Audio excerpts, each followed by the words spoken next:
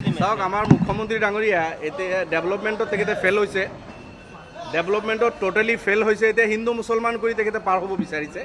সেইকাৰণে সদায় কেতিয়াবা তেখেতে হিন্দু মানুহে মুছলমানৰ ওচৰত মাটি বিক্ৰী কৰিব নোৱাৰিব, মুছলমানে হিন্দুৰ ওচৰত বিক্ৰী কৰিব নোৱাৰে। কেতিয়াবা মুছলিম মেৰিজ এণ্ড ডিভোৰ্চ এক্ট তেখেতে বাতিল কৰিম বুলি কয়। আজি ৰিপিলিং বিল কিজানি তেখেতে আনিবই, ইতিমধ্যে কেবিনেটত সিদ্ধান্ত ল'লে।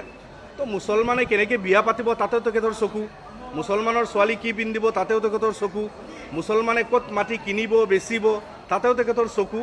এতিয়া হিন্দু মুছলমান কৰি কৰি যোৱা পাৰ্লিয়ামেণ্ট ইলেকশ্যনত ফুল্লি ফেইল কৰিল তেখেতে।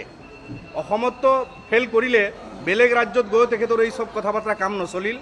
বিজেপিও ইভেন কি গৈ অযোধ্যা হাৰিব লগা হ'ল, আপোনালোকে দেখিছে। আৰু বিভিন্ন জেগাত তেখেতসকলৰ হিন্দু মুছলমান এইটো কামত নিদিলে। তথাপিও মাননীয় মুখ্যমন্ত্ৰীয়ে তেখেতে তাৰ পৰা লেচন নলৈ অসমত এটা বিশেষ সম্প্ৰদায়ক টাৰ্গেট কৰি তেখেতে অহৰহ কথা বাৰ্তাবিলাক কৈ আছে।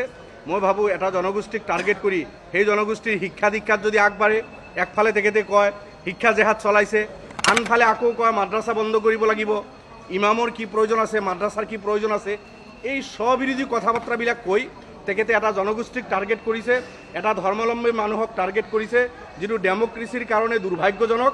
এটা ডেমক্ৰেচিত এই ধৰণৰ কথা বাৰ্তা মুঠেও শোভা নাপায়।